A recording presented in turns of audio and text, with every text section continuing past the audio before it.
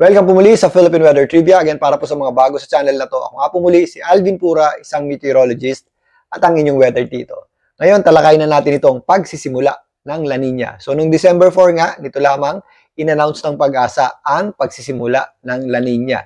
So, ayon sa Pag-asa, meron na po tayong tinatawag na short-lived La Nina over Tropical Pacific, na kung saan kasama po dyan ang ating bansa. So, nandyan po sa area na yan yung ating bansa. So, anong dapat nating malaman dito po sa announcement ng Pag-asa na nagsimula na nga yung ating La Nina? Unang-una, ang La Nina po ay ang abnormal na paglamig ng temperatura ng ating karagatan dyan po sa may Central Pacific. Para po mabalanse yan is umiinit naman yung temperatura ng karagatan dito po sa ating bansa or malapit sa ating bansa, ang East Philippine Sea. Nitong September pa lamang, nakitaan na po ng paglamig ang temperatura po dyan sa karagatan, dyan po sa may Central Pacific. At mas malamig pa nga yan ngayong November. So, bakit ngayon lamang po nagsimula yung ating La Nina? O bakit ngayon lamang in-announce ang pagsisimula ng La Nina? So, meron pong threshold yung ating temperatura ng karagatan. So, dapat po mas mababa ng 0.5 degrees Celsius yung ating temperatura ng karagatan dyan po sa may Central Pacific.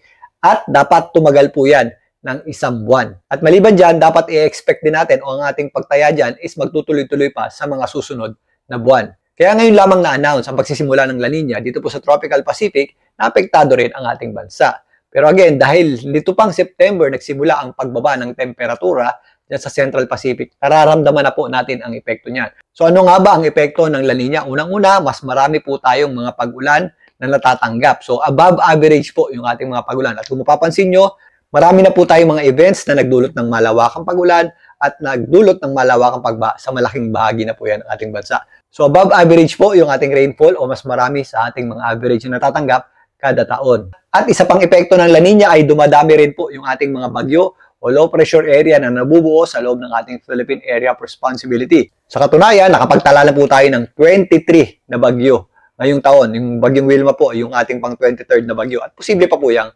madagdagan. So isa na po yan sa epekto nitong La Nina. So bakit naman natin ito tinawag na short-lived La Nina? Dahil ito po ay inaasahan natin na magpatuloy lamang hanggang sa unang bahagi ng 2026. At maaaring sa darating na February hanggang March is bumalik na po tayo doon sa tinatawag nating neutral conditions o tuluyan na pong humina yung ating La Nina.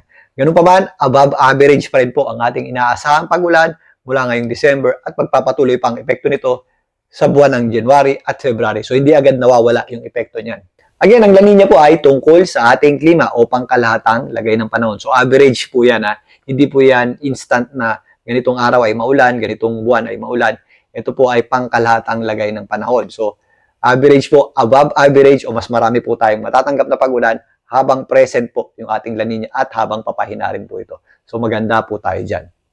So, bago tayo matapos, silipin muna natin itong ating binabantayang low pressure area, yung dating bagyong Wilma, nakasalukuyan pa rin tumatawid dito po sa area ng Masbate, patungo ng area ng Mindoro. Again, ito po ay isang low pressure area pa rin, although nabawasan po yung kanyang malalakas na hangin o yung kanyang center winds, meron pa rin po tayong mga posibleng pag-ulan dito, particularly sa mga areas ng Bicol Region, ito pong areas ng Mimaropa, lalong-lalo na ang area ng Mindoro at Masbate, at magpapatuloy din po ang epekto ng shear line. Sa katunayan, umaakit na po o nag-extend na sa taas yung epekto ng shear line. So nakaka-apekto na po yan dito sa area ng Calabarzon, maging dito po sa Metro Manila. Kaya maulap po ang panahon natin at meron tayong mga nararanasang mga kalat-kalat na pag-ulan. So ganun din po ang panahon natin sa mga karating lugar ng Metro Manila, ang Bulacan, ang Rizal nga, kasama po dyan, ang Aurora. At umakit na rin po yung epekto ng shear line dito sa areas ng Isabela, Quirino, kasama na po dyan ng Nueva Ecija at Nueva Vizcaya. So mas tataas pa po yan habang kumikilos. Ito pong dating yung bagyong Wilma ang ating binabantayang low pressure area. So moving system pa rin po yan.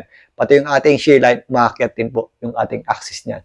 So again, mag-ingat pa rin po tayo Although nalusaw na at naging low pressure area na lamang, is nakakaranas pa rin po tayo ng mga pagulan. Dito po sa ating dalawang weather system. Ang ating low pressure area at yung ating shear line. So mag-ingat pa rin po tayo sa mga posibleng epekto niyan, gaya ng mga flash floods at landslides, particularly sa mga mabubundok na lugar. At ugaliin pa rin po mag-check ng heavy rainfall warning advisory ng Pag-asa para sa actual na dami ng ulan sa inyong lugar. Muli, ito po ang inyong weather dito para sa Philippine Weather Trivia. Magandang gabi po.